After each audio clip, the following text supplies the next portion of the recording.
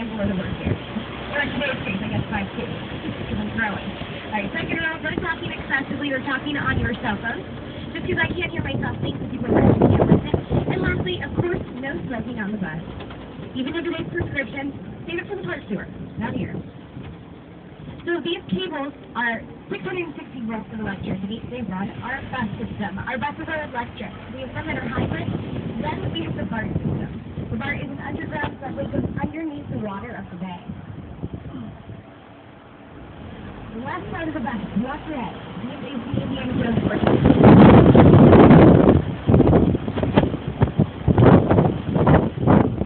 And then coming up to the right as we pass this next intersection, we're going to be going into Nob Hill.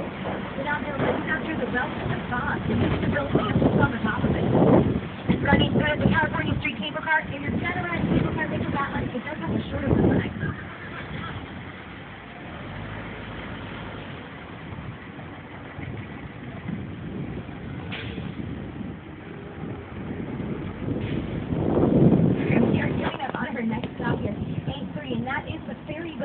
So if you're looking for some locally grown food, they have an arts and crafts are outside, some restaurants over the water. You can get off at this stop. Does anyone want to get off?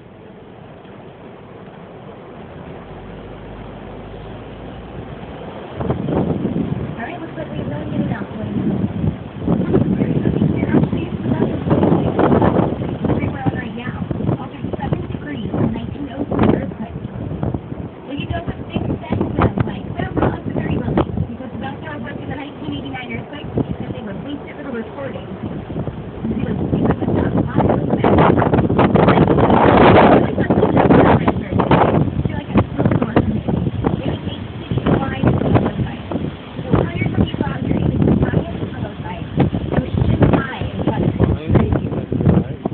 It got really violent.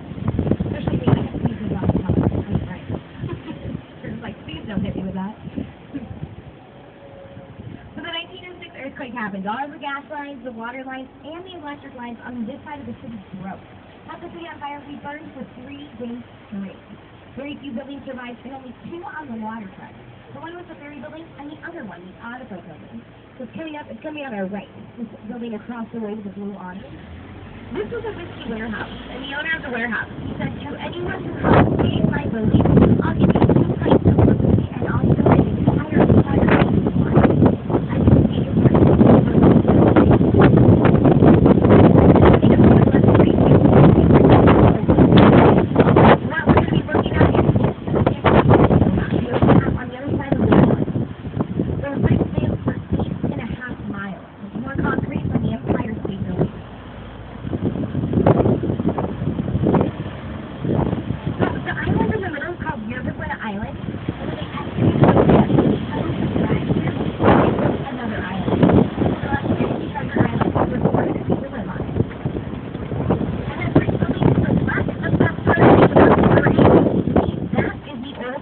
headquarters.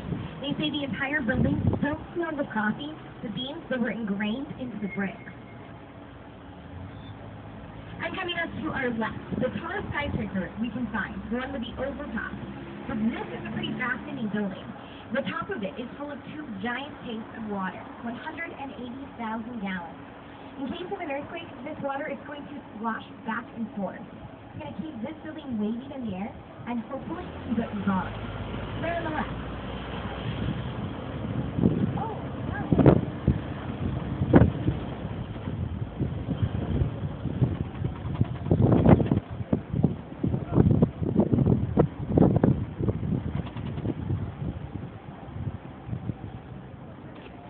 Yeah, so it was the fire that destroyed everything.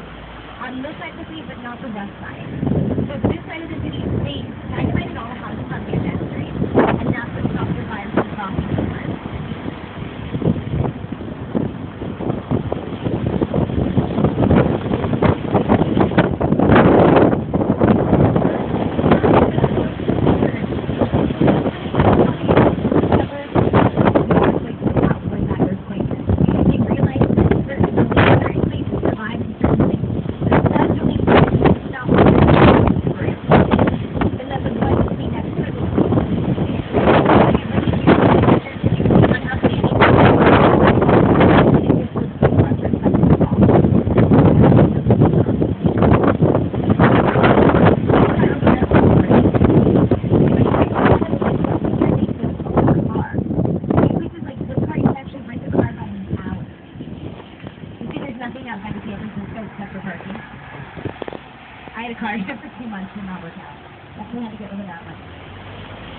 over here to the right, Conway Park University, red circle, white triangle.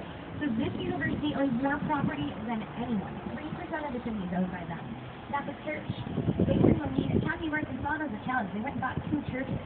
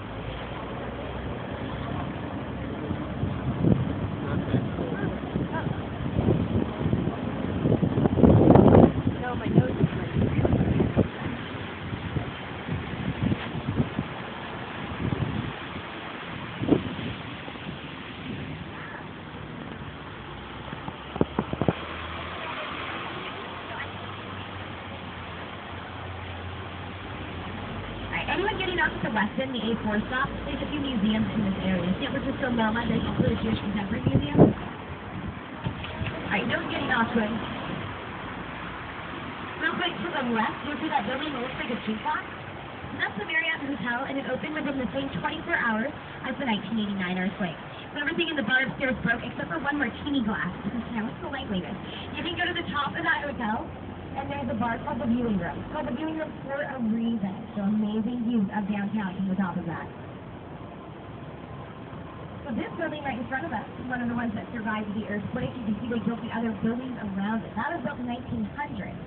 So this whole area has a few things that survived. One of them will be coming up on our right. It's going to be a fountain. It's called Lana Fountain. So it was donated to the city by Carlotta Crabtree. She was a performer here during the gold rush. She raised a ton of money, started giving it out to the different cities that she visits. So this one, the red one, ironically it has no water in it now, but it was the only water source in this side of the city after the earthquake. That became a bulletin board, and people would post missing friends and missing family on it. So it's for the landlord and the rebuilding of the city. And then that red building, kind of behind us now, to the right, so that was going to the Chronicle. And on top of that building, they used to have a giant clock tower. And they said the clock tower really wasn't destroyed in the earthquake. It wasn't. 3 months before, 1905. So what happened? That particular newspaper, they endorsed a mayor. And the city blamed the newspaper on the mayor winning the election because of all their biased views. So as a way to get back on them, a riot started. They blasted off the clock tower from the top of that building. Most people think it was the earthquake because it happened so close to it, but it wasn't. It was actually the people that ruined the clock tower. And then coming up to our right over here, you'll see the Allstate side. Might kind of block it, but there are 3 stories of antique Sears sewing machines in this window this way.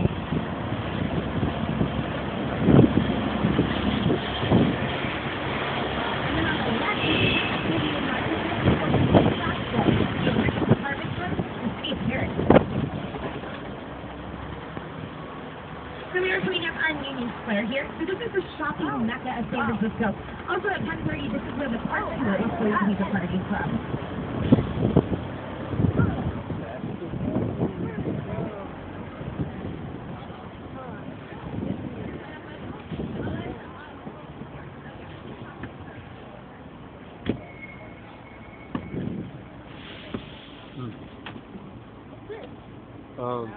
They're all going shopping. Oh, they all want to go down. Well, I think we've done our shopping for the vacation. No, we can still walk around and do some stuff. I still got plenty of cash on me.